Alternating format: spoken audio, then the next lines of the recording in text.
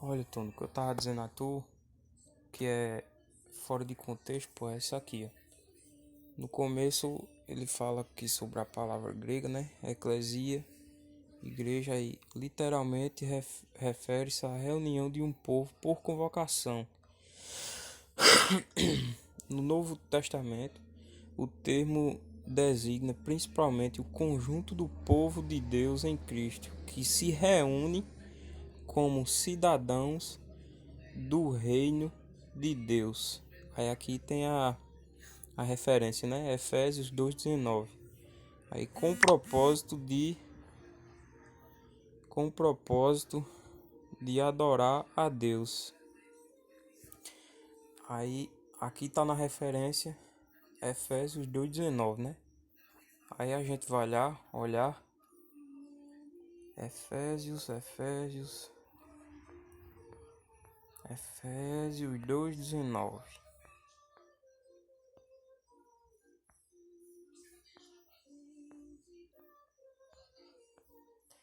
Vamos lá. Assim, pois, não sois mais estrangeiros, nem forasteiros, antes sois concidadãos dos santos e membros da família de Deus. Quando a gente lê só esse versículo, aí dá ênfase, né?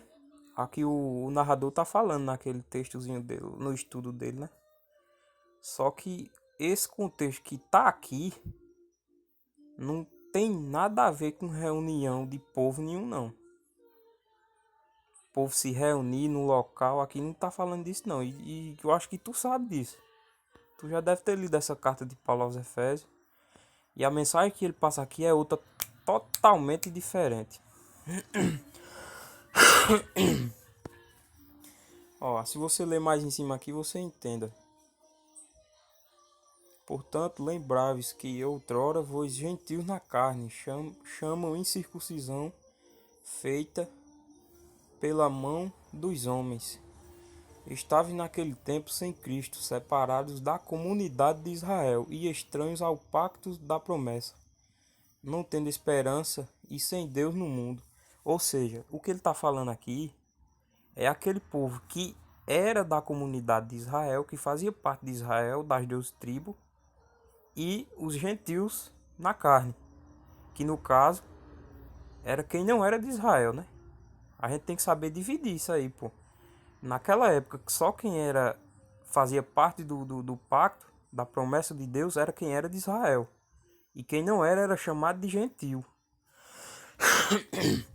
E o que ele está falando nessa carta aqui é justamente o que está escrito aqui.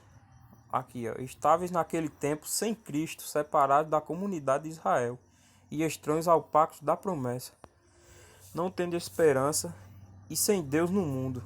Aí ele diz aqui, ó, mas agora, em Cristo Jesus, vós que antes estavas longe, já pelo sangue de Cristo, chegastes perto. Porque ele é a nossa paz, o qual de ambos os povos, olha aqui como é importante, o qual de ambos os povos fez um, e derrubando a parede de separação que estava no meio, na sua carne desfez a inimizade. Isto é, a lei dos mandamentos contidos em ordenância, para criar em si mesmo dos dois um novo homem, assim fazendo a paz. Isso aqui é muito importante para a gente entender. E pela cruz reconciliar ambos com Deus em um só corpo, tendo por ela matado a inimizade. E vindo ele, evangelizou paz a nós que estás longe e paz aos que estavam perto, porque porque por ele ambos temos acesso ao Pai em um mesmo Espírito. Aí agora vem o versículo.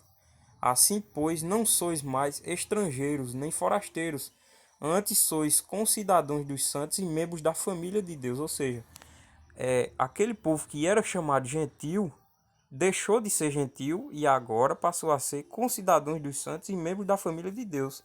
E mais na frente aqui fala, edificado sobre o fundamento dos apóstolos e dos profetas, sendo o próprio Cristo Jesus a principal pedra da esquina, no qual todo edifício bem ajustado cresce para templo santo no Senhor, no qual também vos juntamente sois edificado para a morada de Deus no Espírito, porque Deus é Espírito. Eu acho que esse contexto que está aqui, Mendonça, tu entendeu bem direitinho. E quando a gente volta lá no estudo, aqui, a palavra grega eclesia, aí aqui está entre parênteses igreja, literalmente refere-se à reunião de um povo por convocação. Aí no Novo Testamento o termo designa principalmente o conjunto do povo de Deus em Cristo, que se reúne como cidadãos do reino de Deus com o propósito de adorar a Deus. Aí foge totalmente do contexto que está escrito lá. Tá entendendo? Por isso que eu tô falando que esse pedaço que ele colocou aqui é fora de contexto. Tá entendendo? Agora dá ênfase mesmo ao que ele tá dizendo aqui. Porque ele diz aqui, ó. No Novo Testamento, o termo designa principalmente o conjunto do povo de Deus em Cristo que se reúne como cidadãos do reino de Deus. Aí aqui tem a referência e tem na frente, né? Com o propósito de adorar a Deus. Agora essa reunião que ele está falando aqui, nessa passagem aqui de Efésios, o contexto é totalmente diferente. Porque a gente tem que ler, Mendonça, eu acho que tu também deve crer assim, que nós temos que ler as coisas linear. E parar com esse negocinho de, de epígrafe, de capítulo, de não sei o que. Tá entendendo? Mas eu acho que tu tá entendendo direitinho.